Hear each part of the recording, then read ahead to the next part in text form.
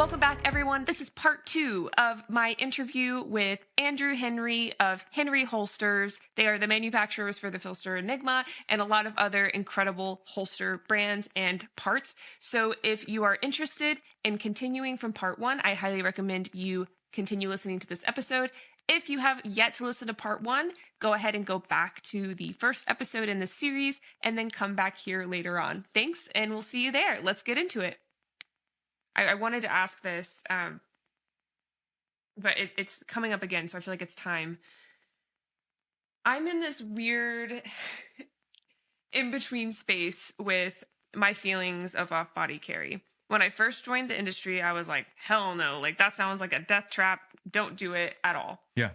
And then I got to this place where I was like, okay, I see women get attacked all the time to and from the gym. Like that is like a very like that the gym is like a place where like I actually think when I go to the gym like I need to be armed.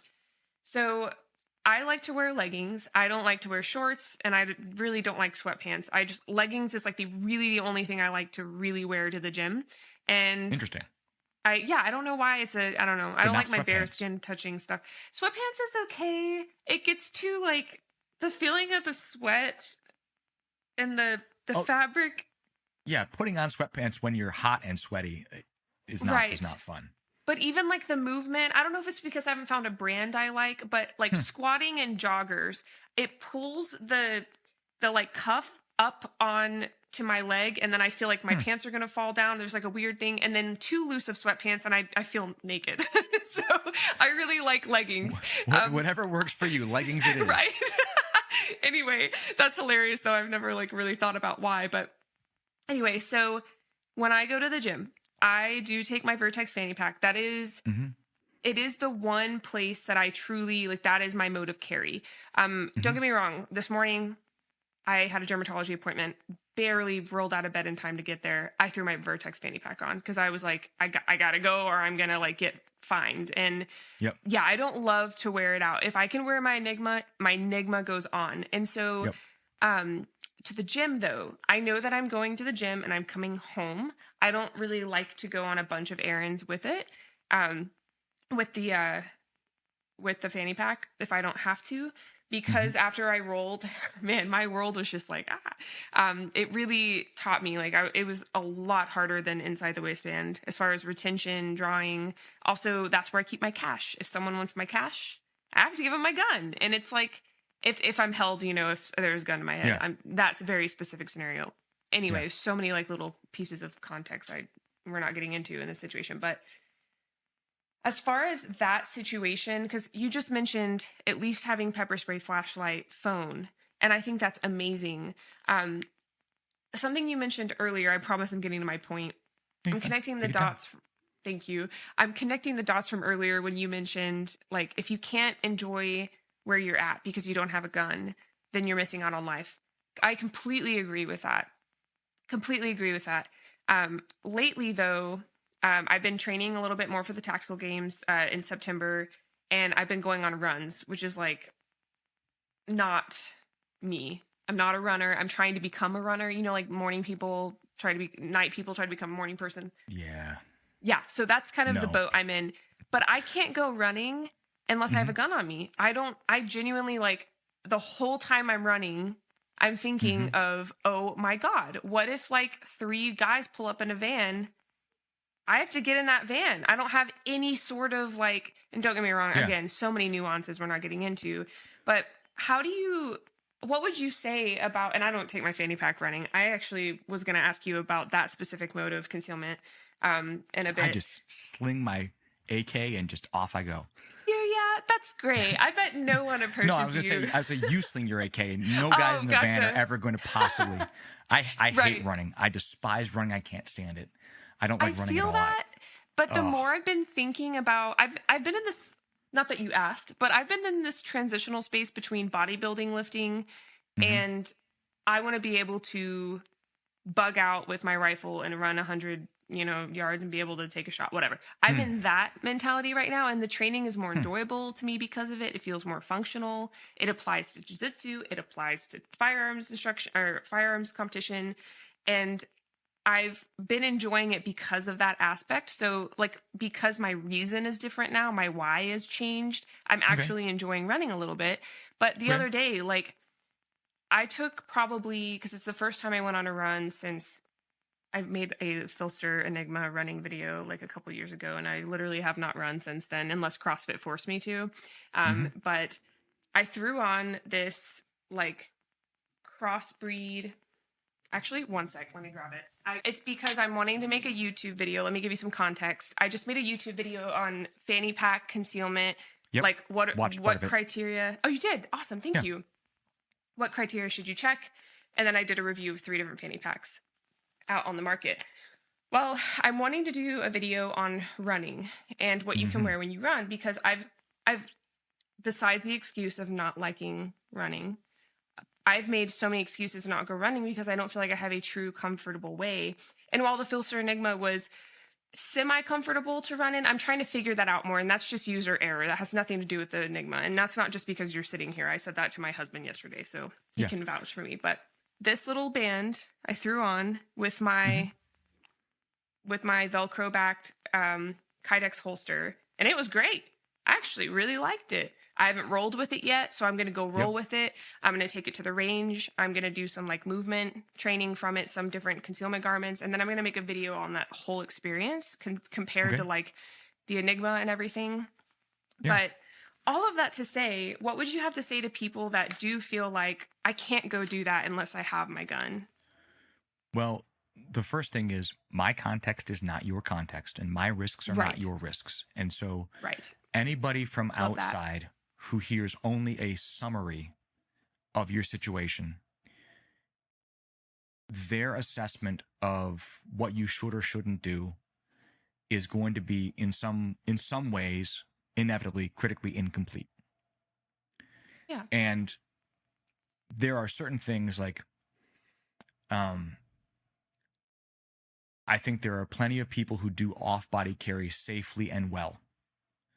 I think in most cases, with minor changes to maybe their wardrobe, they could carry on-body, even though they don't currently think that they could make that work. I think it's probably more achievable than many of them think. However, the number of cases where somebody gets injured or killed because a gun was carried loose in a purse and then the purse was left unattended, like, I can't say whether any individual person should or should not off-body carry, but I can say if you off-body carry, you have to retain total control of that off-body carry method. You cannot leave it in the shopping cart while you walk around the corner to the next aisle. You cannot leave it on the bleachers while you go to the concession stand to buy nachos. You cannot leave it in the pew at church. You cannot leave it on the bench at the playground. You have to retain complete control of that. What exactly you carry in and exactly how you do that, there's a ton of variables there. And it can be done well or poorly by just about anybody. The same way that on-body carry can be done well or poorly by just about anybody. So in the context, you mentioned the Filster Enigma. Obviously, I manufacture all the Filster Enigma products here at our shop. And I believe in it as a product because I think it is uniquely accessible to a lot of people for whom other belt-oriented carry options are either not viable or especially challenging.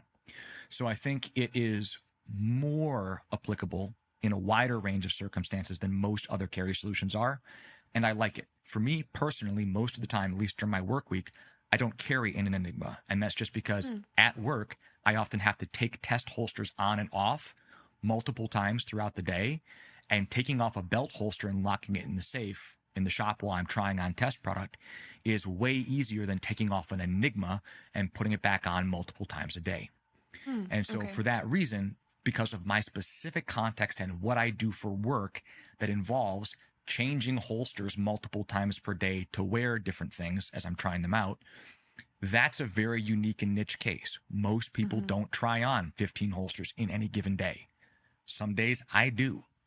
When I'm out and about on weekends, if I'm going out disc golfing with my kids or I'm going to church, I'm almost always carrying an Enigma just because it gives me more control over on my body the relative position of my belt waistband of my trousers versus where I conceal the gun. And that gives me more consistent placement of my firearm, whether I'm wearing sweats or khakis or jeans, regardless of what pants I'm wearing and where they most comfortably sit along my waist.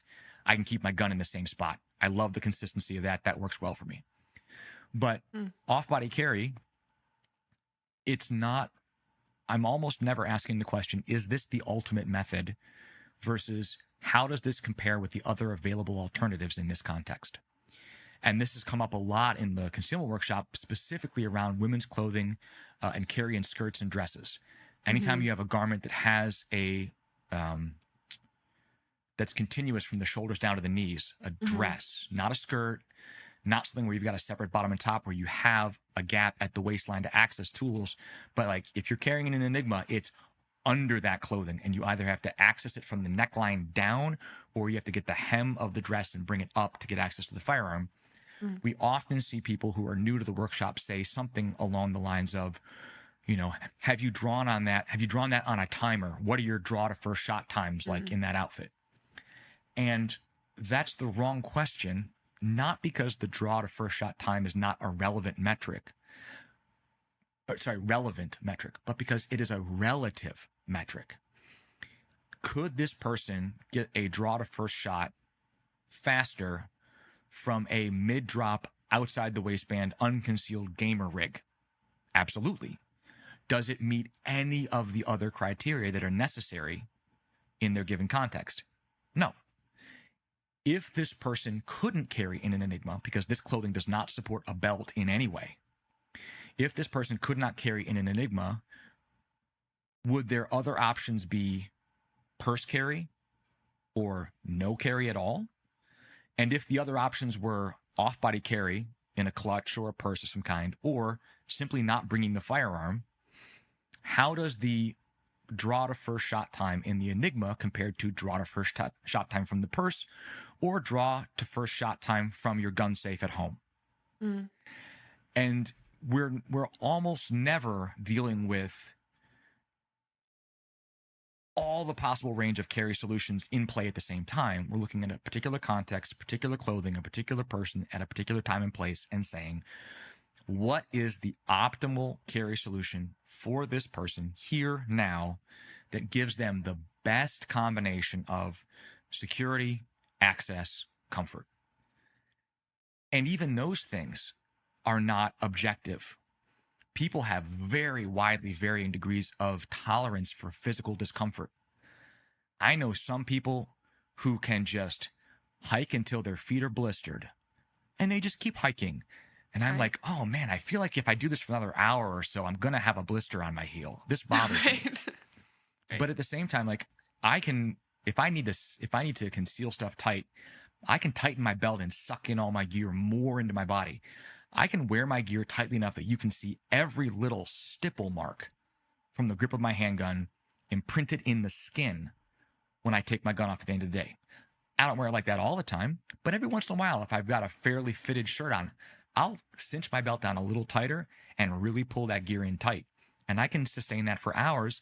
Even if it's uncomfortable, I can go, I can deal with it. I've got a friend who just like, he puts on an inside the waistband holster for 20 minutes. He's like, oh no, I can't do it. I just can't wear it. I have to wear an outside the waistband holster. And I'm not sure if he's just being a baby or if there's really something going on there where he feels that so differently than how I feel it, that if I experienced what he's experiencing, it would be intolerable for me. I don't know. That's completely internal. It's subjective, and I can't measure it. And so what I'm trying to do when I design gear is give people, security is not optional. Gun buckets don't count. Like it has to securely retain your firearm. It has to be able to retain that firearm, even in spite of vigorous movement. You have to be able to run and then fall down and grapple around and not have the gun come out on its own. If the gun can just come out on its own, no matter what else, no matter how comfortable that rig is, it's a no-go. Right. It needs to be comfortable enough to wear for the duration you expect to wear it. If you put it on and 8 hours later, you've suddenly developed a limp, that's not sustainable. And things we wear closely and tightly against our body can cause skin shear injuries. That's especially the case when you're hot, sweaty, when the skin behind your holster gets moist. You can create injuries that actually cause damage. And so if your holster hurts you, discomfort is one thing. Pain is your body telling you, hey, I'm taking damage. Something needs to stop. So I don't ever tell somebody, just tough through it. Just ignore the pain. Just sit you down tighter and toughen up. Right. But I think a lot of people could have a higher functional threshold for minor discomfort than they want to have. But they get to decide that for themselves. I don't tell anybody that they have to carry. And if somebody wants to carry, I want to give them the tools that make that possible. But it's not my job to guilt them and say, if you don't carry, you're a bad person. If you don't carry, you don't care about your family. If you don't carry, you don't believe that evil is real and you're just, a head in the sand idiot. That's not my place.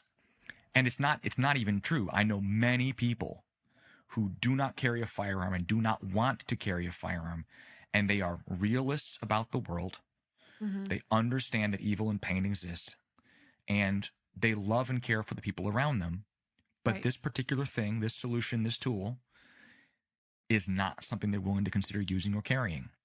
Mm. And I don't have any right or any responsibility to try to change their mind about that. Now, if somebody wants to be a police officer and then doesn't want to carry a gun, but I need to call them because someone is trying to harm my family, and they're like, oh yeah, I showed up, I didn't bring my gun, I don't like guns. I'm like, well, you're a cop. It goes with the job. It's your responsibility. You have to do it. Right. But anybody else in their private life, if you don't like sweatpants, don't wear sweatpants. For me, I don't like going out and running errands before or after jiu-jitsu because I wear flip-flops to the gym. And I hate flip-flops. I feel that. It's so... I hate them even every second they're on my feet. Yeah. Yeah. And so I don't want to spend an extra second in those. Sweatpants I'm fine with. Yoga pants I wouldn't be fine with, but I can't abide flip-flops. I have to take them off as quickly as possible. I get to the gym, take them off immediately, get on the mat.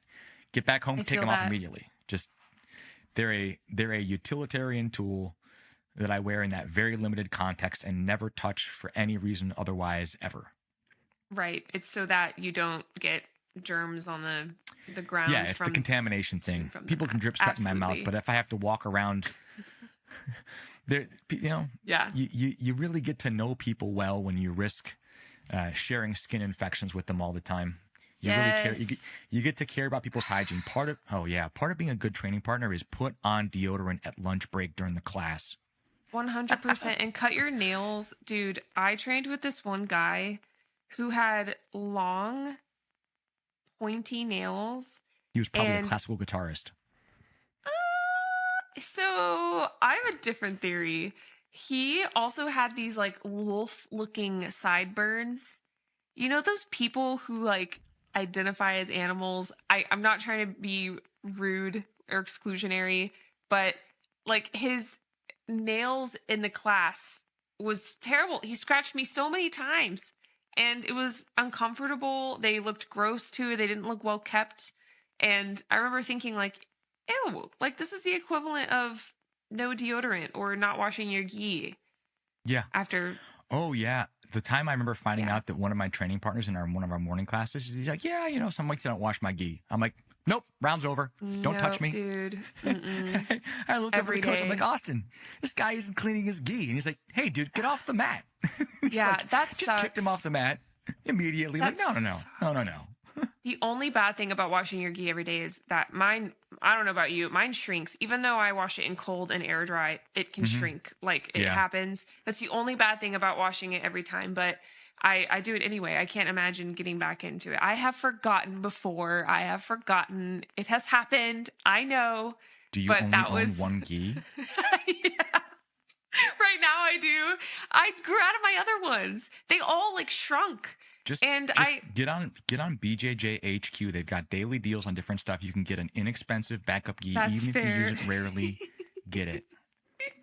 Yes, having a spare gi is a mandatory thing if you're going to That's a train good with any point. regularity. You should just it's just like having training mags and carry mags. If you take your Yes. daily carry mags to the range and you drop them in the sand and you beat them up and you drop them on concrete and then you put them back in your carry gun, the chance that something goes wrong with your mag goes way, way, way up.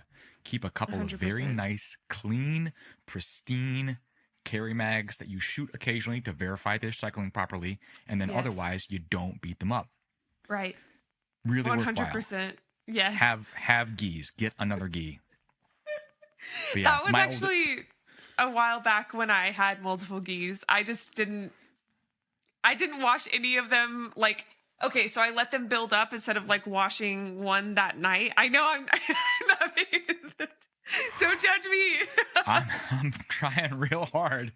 It's when I started in when you're throwing shade at the furries and then turn around and say I only have this one gig and I wash it once a month, I don't really know if I can get on board with that. No. That was one No, time. Let me learn. Yeah, and then so I went to a particular gym where a lot of the guys smoked pot. Yes. And didn't wash their gis. And that was when I learned the very like niche problem of the stinky people at Jiu-Jitsu. This was when I truly first started in Jiu-Jitsu.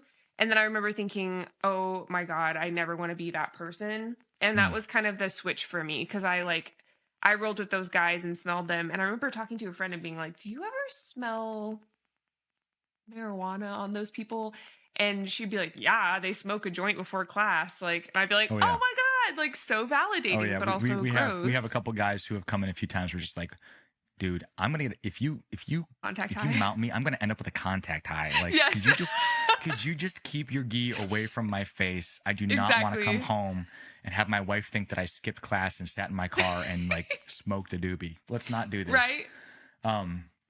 But no, yeah, you should have a spare gi. My oldest son, when he was learning to do laundry, shrank my favorite gi into oblivion. He washed it hot and then tumble dried it on high. No. And it shrank That's so sad. so much. Oh, I'm so that sorry. the only it broke my heart. I loved that gi. Yeah. And the only person I had a friend, a female student in the gym who was much smaller than me. She was the only person I could find. I'm like, hey, do you want my nice tatami gi? My son just shrank it down to your size. And she's like, great. And she took it. She used that gi and then like 2 weeks later, one of the coaches was like, hey, Andrew, do you want one of my King's gis? My roommate shrank it. And I'm like, it's like the universe. Like you give a gi, you get a gi, you lose a gi, you shrink a gi, you get a gi. It just keeps happening.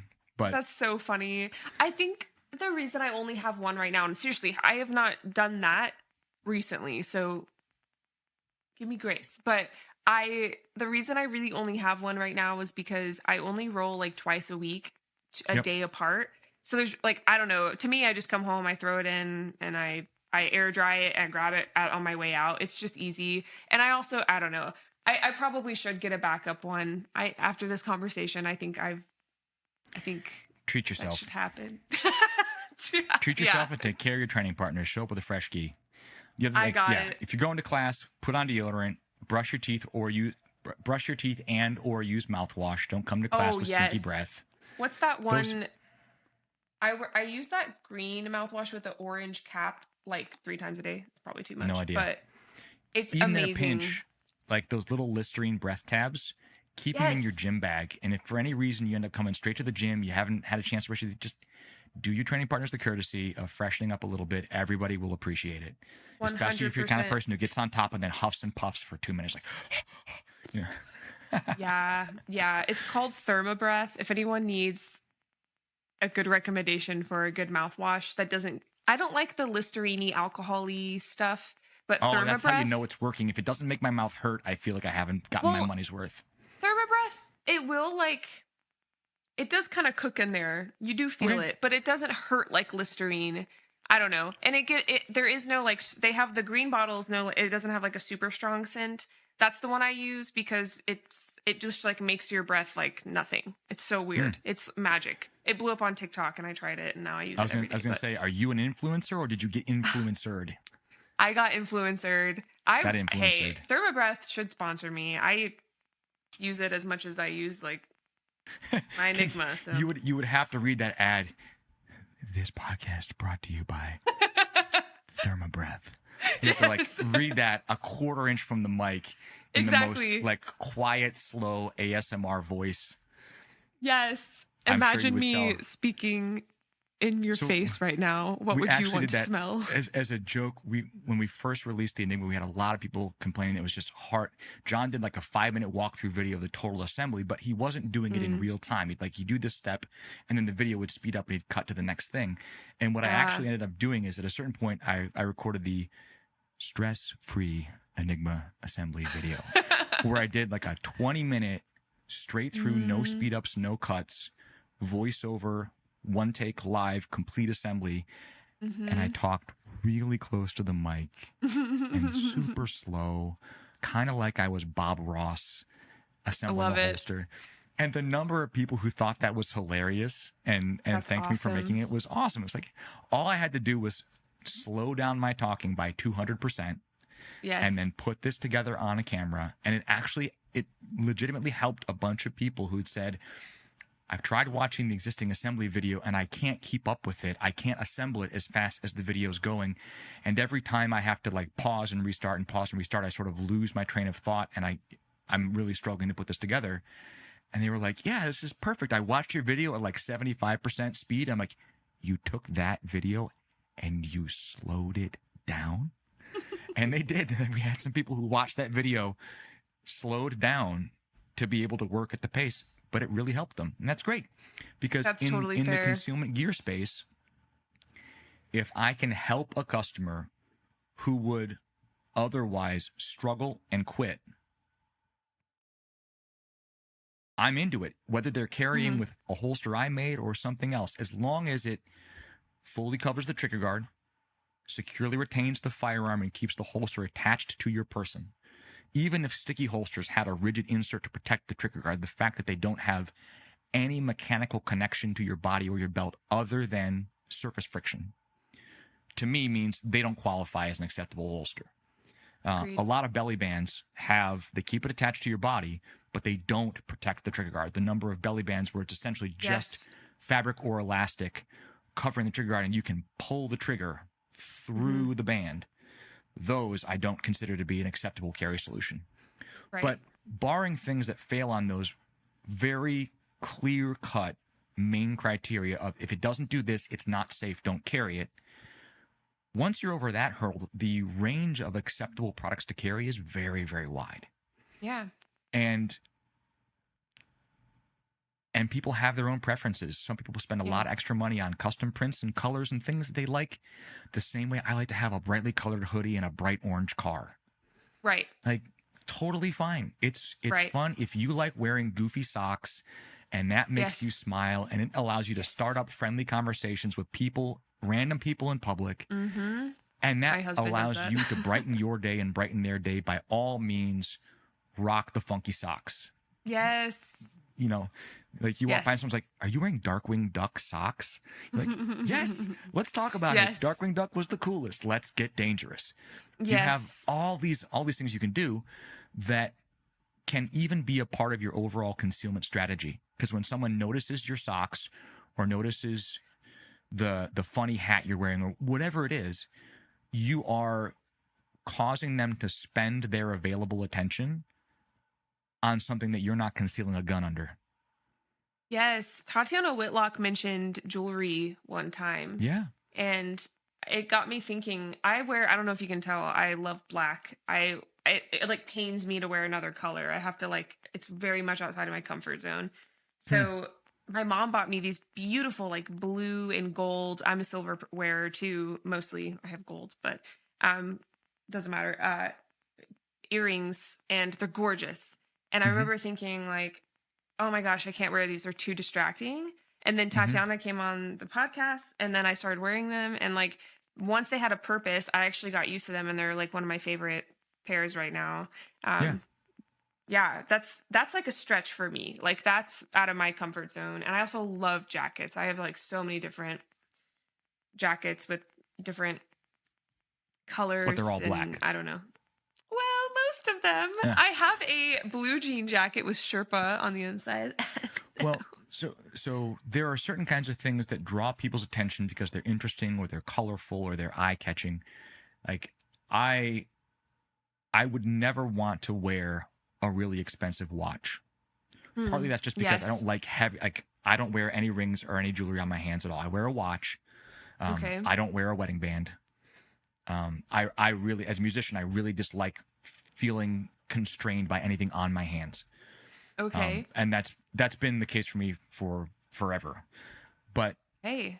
it would be one thing if I was wearing something that drew attention because somebody could tell it was valuable. If I'm walking around with a blinged out Rolex watch on my wrist, that might draw attention I don't want for reasons I don't That's a want. good point.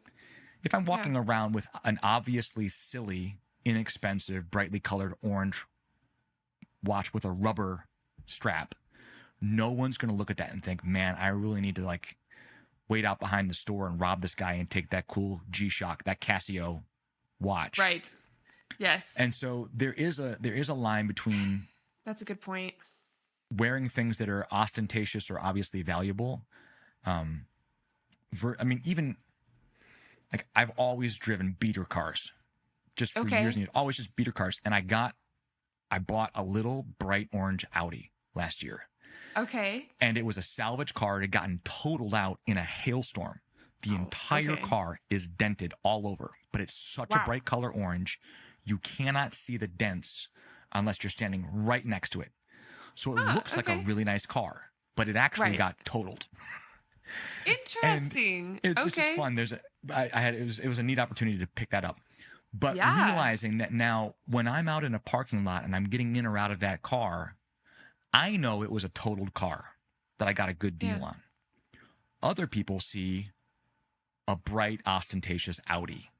And that they might have a totally different perception of that vehicle and what it says about me. And That's whether or not I'm a good person to approach to ask for money or to approach to try to take stuff from. Like you don't really get to control what other people read into what you wear and what you drive. I was standing in line next to a dude who had a knit cap on it, had this huge F off, all spelled out, just F off on the front of his hat. And I'm like, wow. You're like, got pretty clear social signals you're broadcasting there. I'm going to stay out of your 6-foot bubble. Exactly. 100%. But most of the time, you make your own inferences from how people stand, how they look, whether their face is in their phone. And it doesn't matter how awesome the concealment gear that I sell to you is. If you routinely, habitually handicap yourself by wandering around in public spaces, especially through transitional spaces, with your face jammed in your phone, it doesn't matter how dialed in your Enigma setup is. If you don't see the problem coming before it's at hand's distance from you, you're going to start at a huge, huge deficit. Absolutely. And so I've often told people when they were asking me about this or that thing that I sell that I make that they could buy from me, I've often encouraged people not to buy things if they haven't gone and taken some training first. Now, if they absolutely need, like, hey, I need to have a firearm on my person right now for a variety of reasons, a protective order, a separation from a spouse, who knows, there could be all kinds of factors that would mean I need to have a firearm on my person starting today, immediately, in which case, like, absolutely. In one case, I got contacted by a friend who was a trainer from out of town and had a student who called him up that day, asked for a private shooting lesson, bought her first gun, and needed a carry solution immediately for an urgent family safety issue that had just popped off. This was a thing. And he's like, hey, I don't have anything. I don't have any holsters for this firearm. She just bought a G43. Can you send me something? And we got her address and overnighted her everything she needed for free. Because the opportunity to step into that person's scary, frightening, unchosen emergency and say, you've got a good local instructor who's going to teach you how to shoot and handle the firearm safely. We're going to give you the stuff you need to carry it securely. We want you to be able to protect yourself and your kids. And there's no money in this for us. We don't really care about that. what you're doing right now to step up and take this responsibility on for yourself is really important, and we want to support you. I have no idea how the rest of that woman's journey has gone since that time. I obviously would have heard about it if it had gone badly.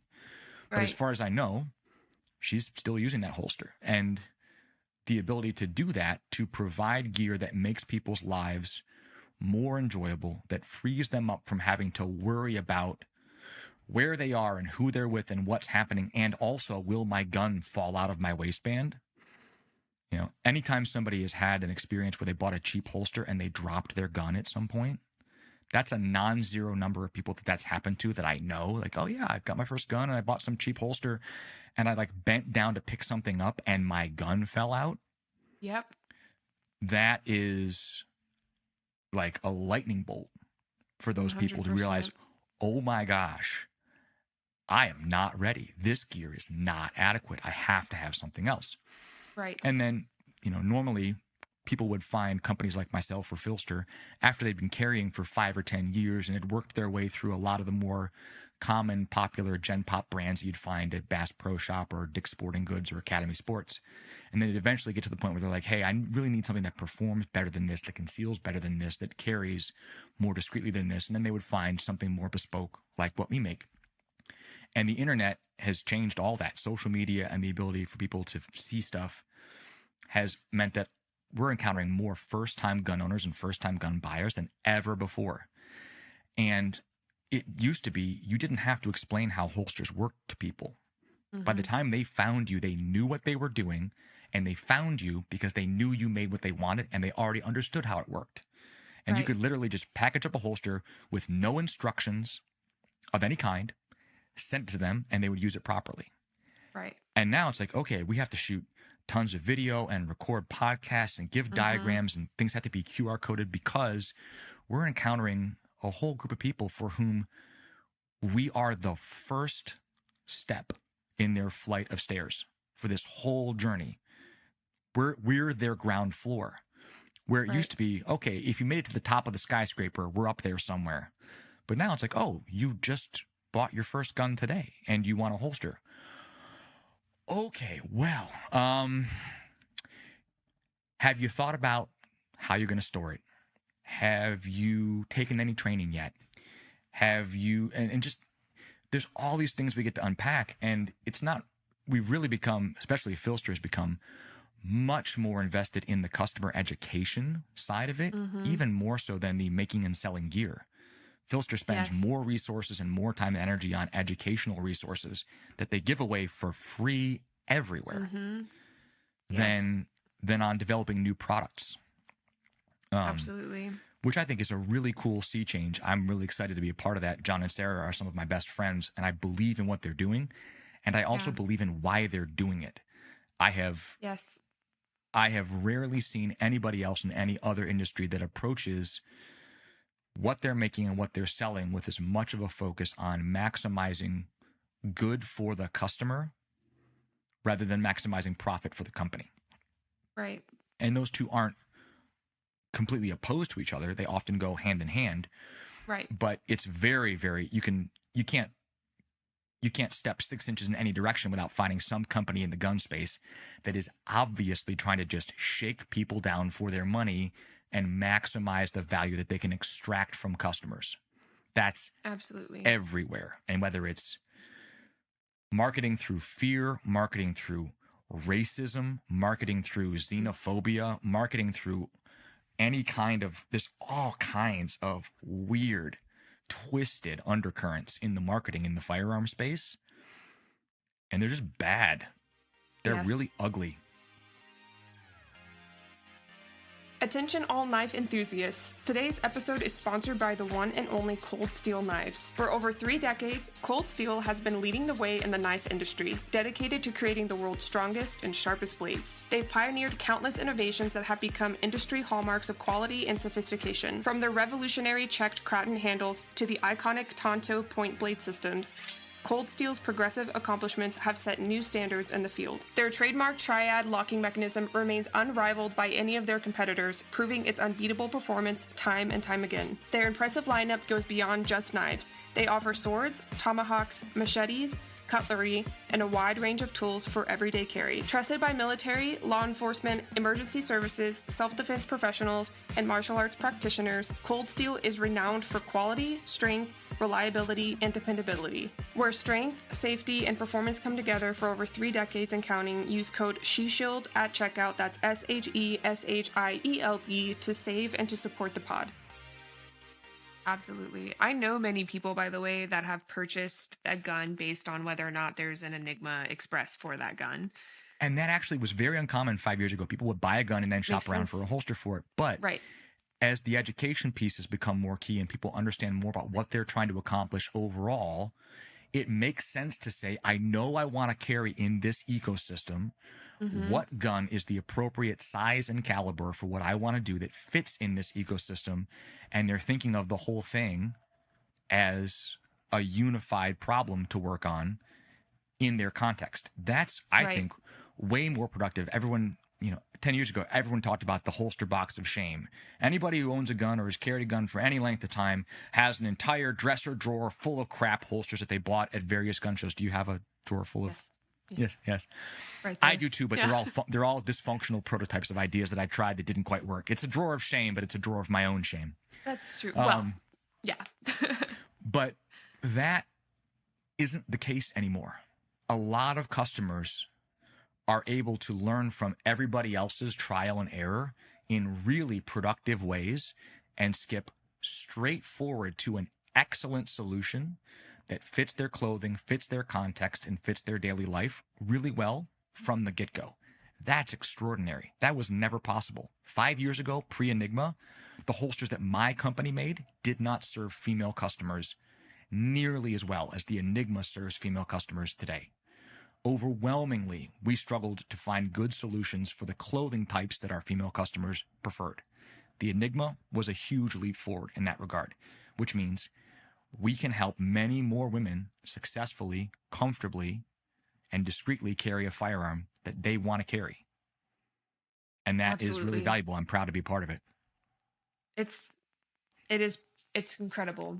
Absolutely. It's the one holster that when I recommend it, I don't feel any sort of apprehension. I don't feel like I have to give a disclaimer. The only disclaimer is like, hey, you may have to get a holster from this brand and then connect it to the standard. Yep. Big whoop. But like the fanny pack, any like literally any other holsters with sidecars, like anything that would make concealment harder. I don't have to do that with the Enigma, and I also can rely heavily on their educational pieces as backup. Like, hey, I don't know everything about it, but they have this essentially university for it. And the sheer volume of the educational material they've generated over the past 5 years is astonishing. Absolutely. And if you're holds up really, really well. It's not that they haven't like what they said 3 years ago is out of date now. It's all good because it really is conceptual, not like here's how our products are the best. Absolutely. I completely agree. And if you're listening and you're interested in looking into the concealment workshop, I'm going to link it in the show notes, which are the notes below the episode, so that you can go directly there and take a look around. Other than Filster, did you mention any other brands that you create for specifically, or is that something you're not allowed to? I've done work for a wide variety of other companies, dozens and dozens of them over the years. We've had good relationships and done a lot of work for JM Custom Kydex, for Darkstar Gear, for a number of other companies in the space that are well respected. And I'm friends with a lot of the owners of these companies. And even though there are a bunch of brands in this space, we all have enough of a different flavor of what we make that there's actually very little direct competition. We share a lot of customers. And depending on, it's just like restaurants, depending on what you're in the mood for, if you really, really want Thai food, I run a burger joint. We make fantastic burgers, but if you want Thai food, you want to go next door to the Thai place. And my friend Tony runs the Thai place. And if you really want pizza, go next door to him to the pizza shop. Tom runs a great pizza shop. So it's not that we're all making overlapping products and have to argue amongst ourselves about who makes the best one. Is that even in the very narrow niche of deep, really good concealment appendix holsters for mid to full-size firearms, even in that space, there's enough variability in features and styles of design that you can have very distinct differences between brands that are noticeable and appreciable to the customer, where their preferences will lead them clearly to one or the other. Like everything Filster makes, all ambidextrous, all mid-height sweat guards. That's a deliberate design choice. It allows them to serve right and left-hand customers with a single SKU of product. Everything's reconfigurable, fully reversible. But to do that, they have to trade off features like they don't have molded in wedges on the backside of any of their skeleton holsters. And if you really want a full sweat guard because you have a SIG 365 with a manual safety, and that safety irritates your stomach when you carry it, the Filster holster isn't available with a sweat guard tall enough to cover that safety. If you want that full safety coverage and you want a built-in wedge, I make that. If you want the full safety coverage and you don't want a built-in wedge, Darkstar Gear makes that. If you want the full safety coverage and you don't want a wedge and you want it in a custom color or some other print or some other feature, maybe JM Custom Kydex makes that. And so all of us, we refer business to each other all the time. I even have like automatic shorthand text responses built into my phone to give recommendations for specific other holster makers. Anytime somebody orders something that's not on our menu, but I know Tony makes it or I know Tom makes it, I send that customer straight to them because I know their products are good. And I know that, like Chuck said, the guys who run those companies are practitioners. They're not doing it from a place of theory and hypotheticals. They're doing it from a place of training and trying and testing and iterating. Absolutely. And the more I stretch into this industry, the more I've noticed there are so many people selling gear and they don't actually train themselves in guns and even like training. And I'm like mortified. Nope. It's scary. Yeah. Would I drive a car built by people who didn't know how to drive? Good point. I wouldn't like, hey, the entire layout of the interior of this car and the driver's cockpit and all the controls and everything were laid out by a person who's never driven a car and doesn't like the idea of driving cars and isn't interested in cars. Like, I don't think that's going to be good. Right. I want to use things that are built by enthusiasts. Like, I have a really cool manufacturing shop. We got CNC machines and lasers and all this awesome stuff. We can make tons of different things. But the number of things that are out there that I could make that I'm simply not interested in and not enthusiastic about, and therefore would never be able to bring the natural curiosity and sustain the attention long enough to really make something great in that space. It's almost everything else out there that I could possibly make. I'm like, oh yeah, I like riding a bike, but am I a bike guy? Am I really going to pour the next 5 years of my life into designing really excellent parts for a specific subset of the bike industry, whether it's single track or motocross or something else? I'm not a practitioner in that space. I can understand how to make the parts. I can understand sort of what they should look like. I can look at other competitors' things and copy them. And there's a ton of rote copying in the holster space that has zero understanding of concept or process behind it at all. And all you're seeing is, I mean, a lot of companies are using the same generic holster molds. They're all buying from the same places. There are a handful of companies making most of the holster molds that a lot of small shops that make custom holsters are using the same underlying mold. They might modify it slightly, but it's like going to 10 different burger joints and they're all buying their patties and their buns from McDonald's and they're just putting different toppings on. I was like, okay, well, these are not going to be fundamentally substantially different in any way because the real features are baked into how the holster is made. And if under the hood, they're all the same. It's like, oh, look, that looks like a Porsche. Yeah, but it's got a Honda Civic engine in it. And that looks like a Ferrari. Yeah, but it's got a Honda Civic engine in it. And like, wow, that looks like a so-and-so. Yeah, but underneath it has a Honda Civic engine in it. Right. It has the same things baked into it by people who may or may not be practitioners. And that's just in the design. It's in the product. So I love making things that I'm enthusiastic about. Yes. And when I did much more custom design work and did a lot of molds for other companies in 2016, 2017, that was most of what I did. I did more mold design and more product design than I even did holster manufacturing in those years because I was working alone. I didn't have any employees yet. And what really killed that for me was I was developing a lot of interesting stuff for myself, and John was developing a lot of interesting stuff. I was developing things for John. He was one of my main clients already at that point. But a lot of other companies who were approaching us wanted me to make things because they'd seen something that I'd made somewhere else, or they'd seen something that John had made, and they wanted me to basically just sprinkle some of that on top of a generic design so that they could sell it. And being asked by somebody to take something really interesting or clever that I'd come up with and build it into their design when I knew that they didn't really understand it or care about it the way that I did was very demoralizing. And it didn't matter whether they would pay me for the designs. I did not want to make things for people who didn't care about them or didn't understand them or didn't appreciate them.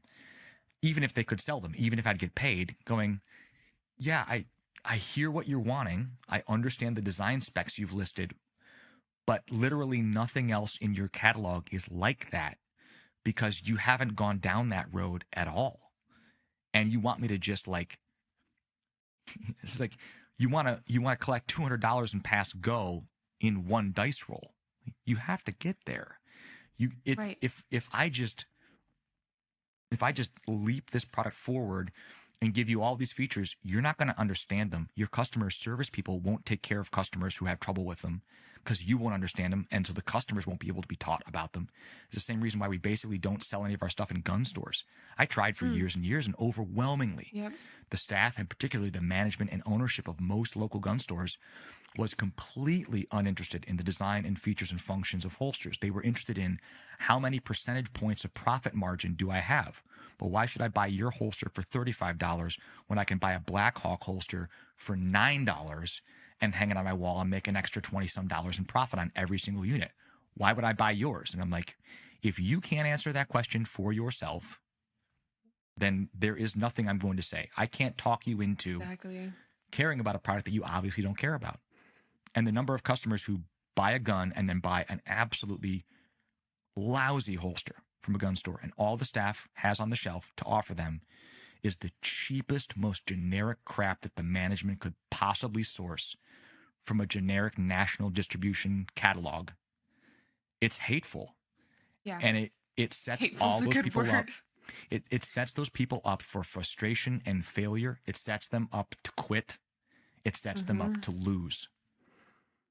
And I don't want any part of that. If finding gun stores that have staff that will actually care, that are practitioners themselves, is extremely, extremely rare.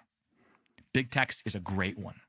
Big Tex is 100%. A shining star in that industry in terms of having staff that trains, having staff that cares, having staff that actually knows and uses all the cool stuff that they sell. But they stand out so much because so much of the rest of the industry is abysmal in that department. Just abysmal. 100%. Yes. So, and they do sell the Enigma, which is one of the only stores I've seen that actually like has the Enigma up on a rack. Yeah. Filster, Big Tex is one of Filster's main dealers. And that's because they really care about it. They've tried the stuff out. They see how it performs. They understand how it works. They're willing to put the time in to use it and understand it inside and out and actually be able to provide real help to customers who are getting it and trying it on in the store. Whereas if you just gave somebody an Enigma with no instructions, you are not helping them. No. They're going to be worse off for having that than they would be if you just gave them, I'm not going to say a sticky holster, but a generic, decent quality kydex holster with a belt clip. Yes, absolutely. And that's a real challenge. The customer education part, supporting those customers, helping them grow, making sure that they develop more detail, more nuance in their understanding of the context, of the consequences of carrying well or poorly, of the various trade-offs, because it's all trade-offs all the way down. Right. Comfort, all trade-offs. Clothing style, totally trade-offs. How big a gun you carry, how often you carry it, how many spare magazines you carry, if you carry any, what other tools, do you carry medical, do you carry knives, all this stuff. Notice I said knives. Nobody ever carries knife. It's like once you pop the top, you just can't stop. You go from carrying nothing to carrying knives. Right, plural. I'd love to know your take. I know I don't usually do this. I don't usually bring up like myths that I want to bust or something. Not saying this is necessarily a myth yet, because I want to see what you have to say. But what do you have to say? I should just say this. What do you have to say to the saying you shouldn't have to dress around a gun? Like, you should be able to maintain your carry style. You shouldn't have to compromise. Do you ever have to change your clothing based on social context? Absolutely. Or event? Mm-hmm. Okay. How's that different? Yeah. If you get invited to a black tie dinner and you show up in sweatpants, you get shown the door. Absolutely. And sorry. And everybody understands this. Like, yeah. I mean, it's less of a thing now, but everybody used to know what Sunday clothes meant. Put on your Sunday clothes. It's like, okay, well, not your ripped, stained jeans. Right. Nowadays, if you don't wear ripped, stained jeans, probably the pastor will. Who knows? But the idea that there are certain things that are essentially a requirement, or at the very least are appropriate for certain contexts, is uncontroversial. Nobody's upset about that.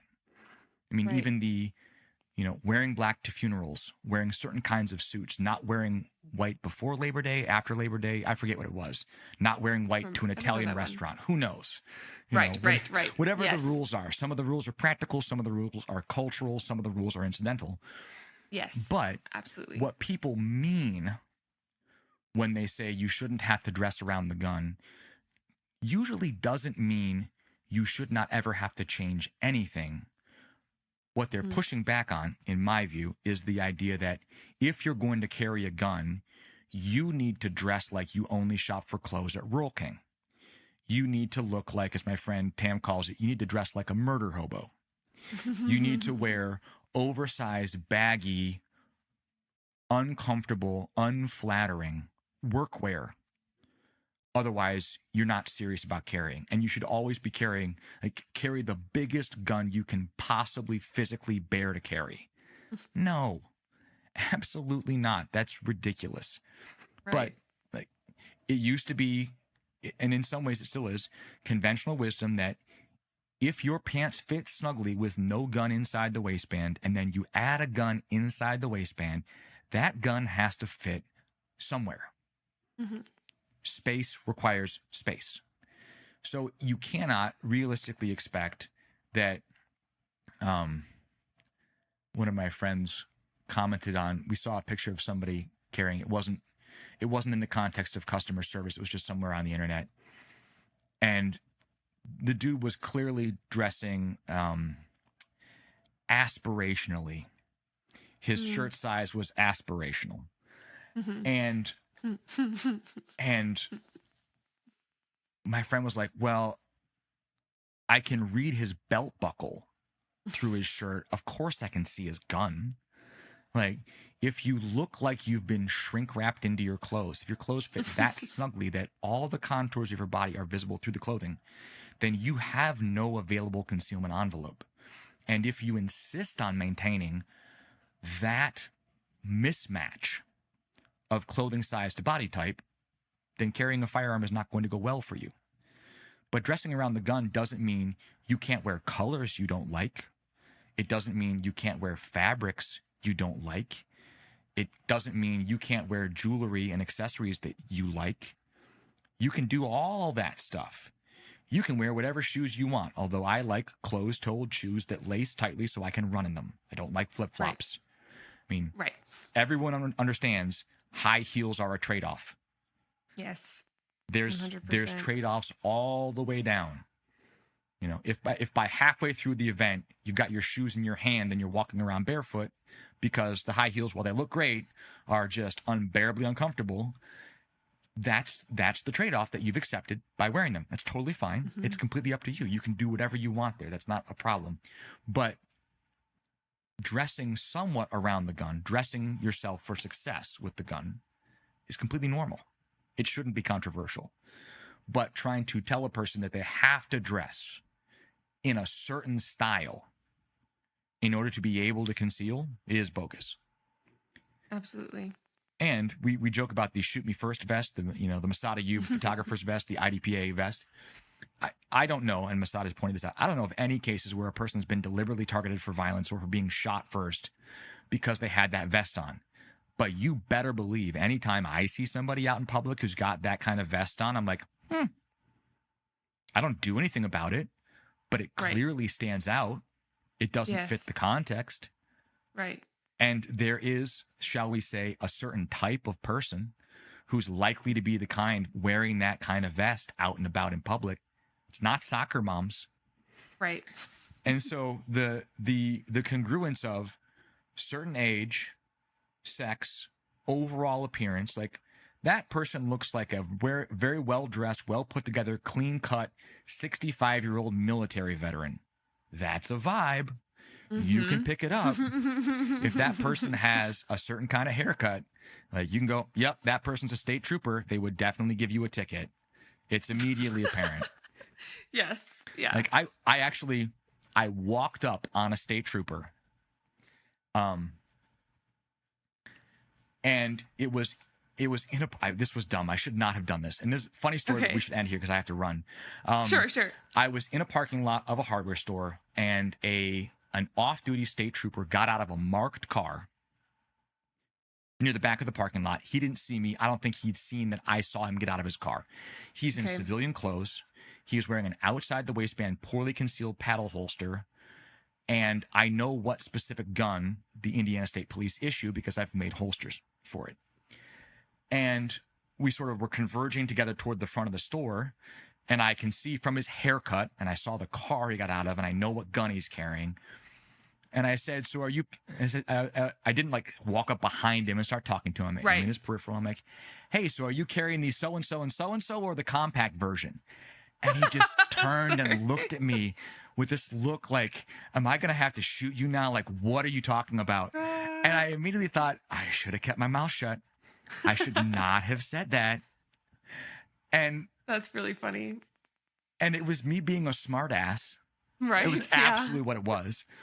Right. But it could have been the start of a really negative interaction.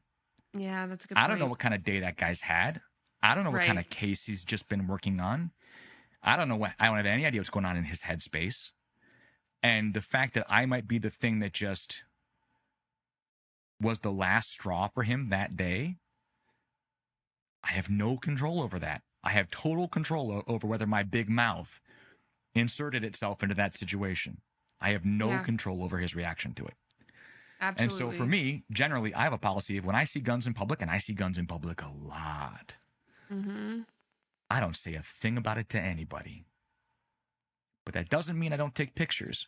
Every once in a while, like, I saw a guy with a full-size gun tucked into his waistband, small at back, no holster of any kind, just tucked into his waistband. Not concealed, no cover garment, just open carrying a tucked-in gun. And I'm like, we're at the self-checkout. He's on the other side of the self-checkout facing away from me. And I can just see this gun. And I'm like checking out my stuff. I'm scanning my Triscuits. And I got my phone out, got my camera out. And just for a second, turned, click, took a picture, sent it to John. I'm like, hey, look, check out the loot drop. Like, this is a guy who's walking around with, he's a free gun. Yeah. He doesn't know it. But he was so preoccupied. Anybody who wanted to could have walked up to him and put their hand on his gun before he knew they were there. Yeah. Is it his constitutional right to be an idiot in public? Absolutely. Does it potentially endanger me and my family? Yes, it does. Do I take it seriously? Absolutely.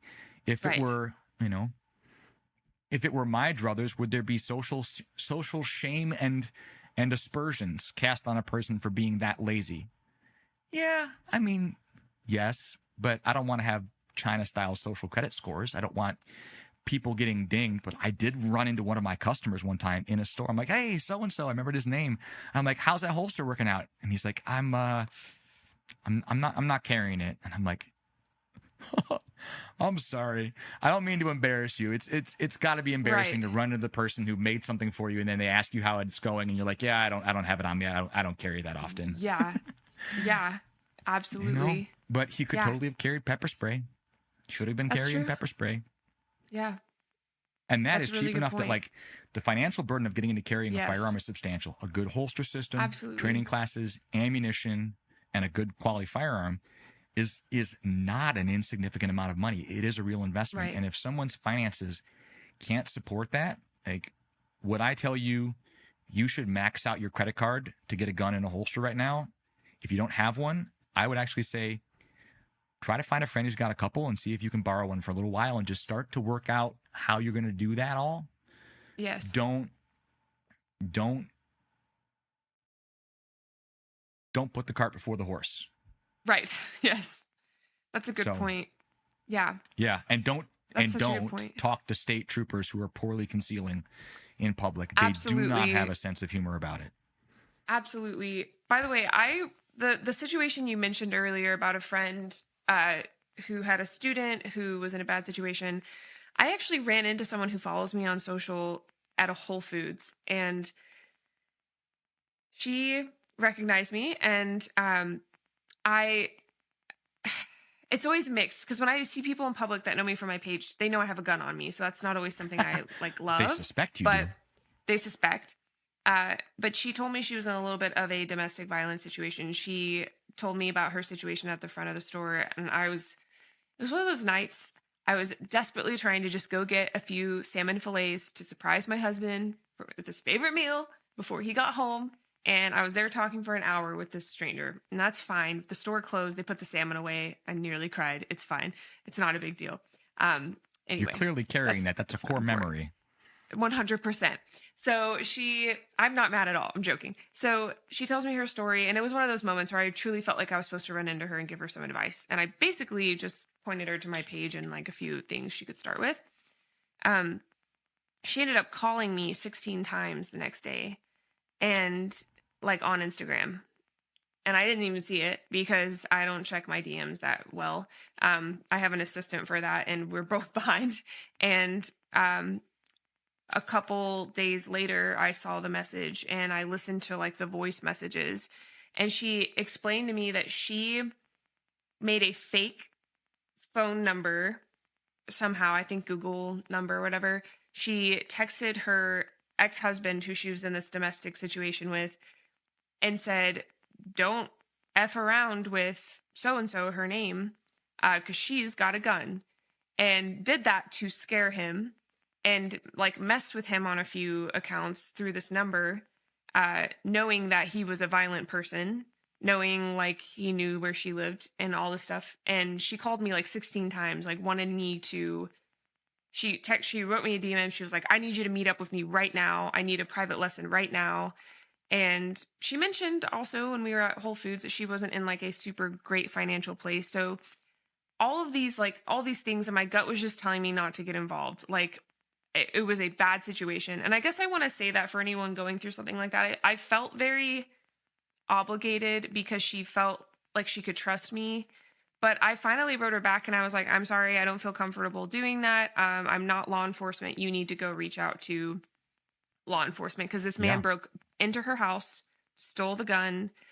So she was like, I need you to meet me right now. I need you to help me pick out a gun. I need you to teach me a class. And I was like, dude, I'm in the middle of my work day. Like, I can't just like, I don't even know you. I left my cape at home. I'm sorry.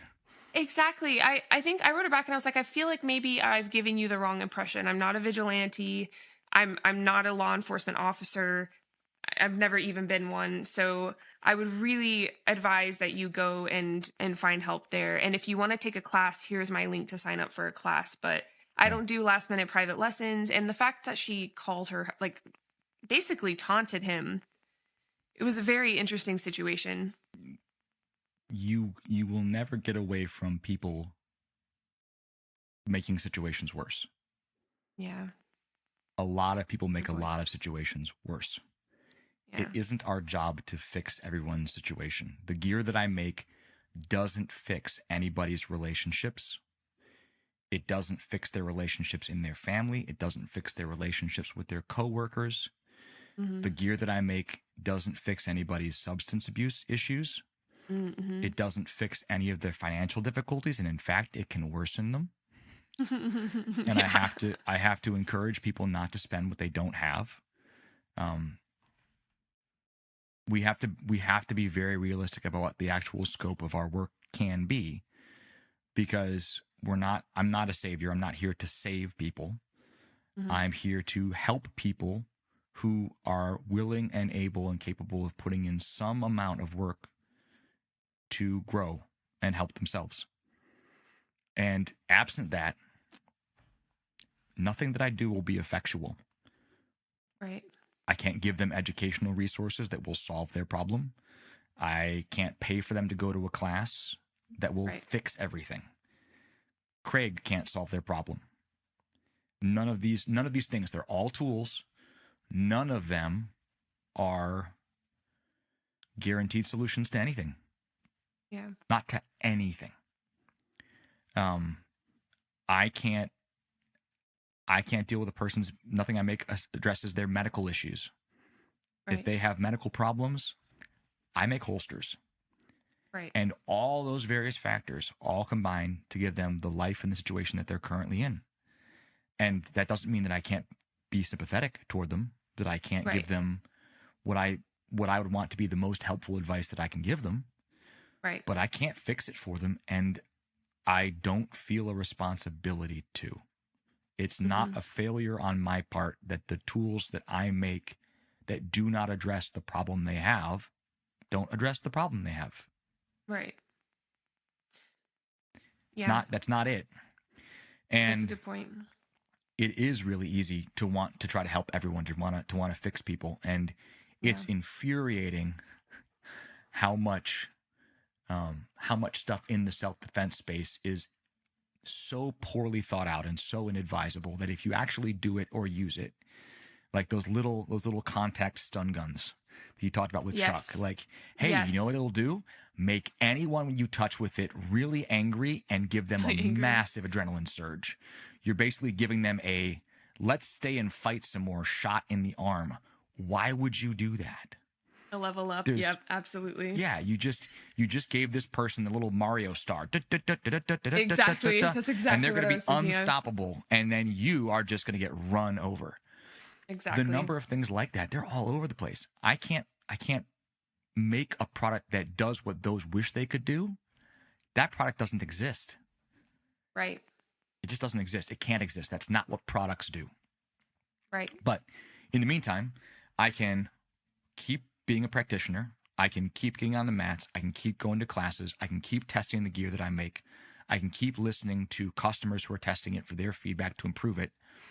And then, to the best of my ability, providing the educational resources, the customer support that allows the people who use the stuff we make to succeed to the best of their ability across the whole range of circumstances that they live and work and travel and recreate in. And if I do that, I have a clean conscience. I've not been negligent. I've done my job. I've delivered the value that I promised for the money that I received. And I've made certain people's lives easier and in some ways safer. Absolutely. That is a valuable thing. I find that interesting and challenging and motivating enough to keep me going. I don't want to make baubles and knickknacks and tchotchke junk. Yeah. I want to make things that really make an impact on people's lives. If they have the worst day of their life and they need that firearm in extremis, I want to be in the background where our gear worked so smoothly and so seamlessly and was so reliable that they don't even think about it on that day. Right. I want it to just work and be an afterthought. Days later, when they're thinking it through and when all the adrenaline has died down, and they go, wow, that holster didn't move at all. My gun stayed with me when I got knocked down and when I got back up and it was time to...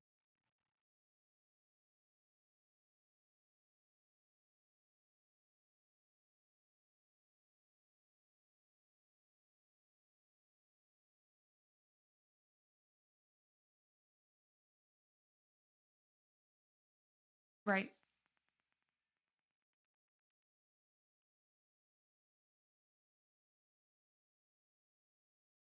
Absolutely.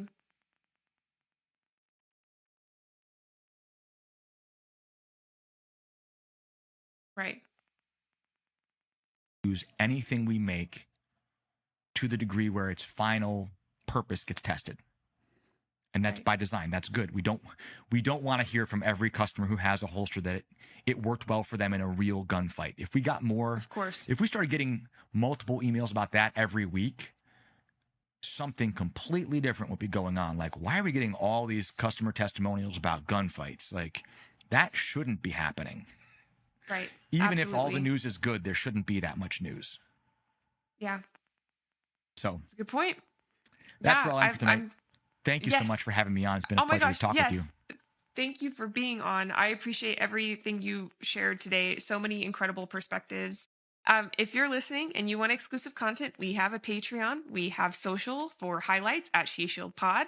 All the resources mentioned on Andrew's behalf and his socials, everything will be linked in the show notes, along with the books he mentioned, the training, Annette Evans, all that stuff will be linked in the show notes. If you or anyone is a firearms owner experiencing a crisis, looking to hold my guns. They are an organization that will connect you with an FFL or gun shop to store your firearm for you until you're ready to get it back. The link to access their website is in the show notes. Thank you for listening. In the meantime, stay safe and stay vigilant.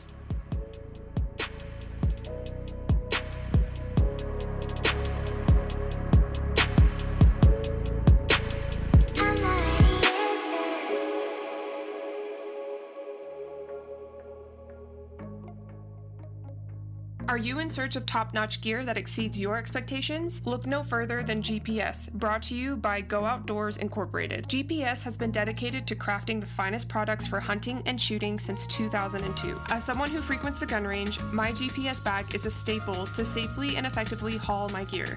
Their specialized bags are designed to keep all of my valuable equipment secure and organized. With GPS, you can experience the ultimate peace of mind. There are 3 exciting product lines: GPS Tactical, GPS Wild About Hunting, and GPS Wild About Shooting provide the perfect solution for your specific needs. So whether you're on a hunting expedition or hitting the range, GPS is your reliable companion. To choose a bag that fits your needs, use code SHEETSHIELD at checkout to save and to support the pod. That's SHESHIELD at checkout.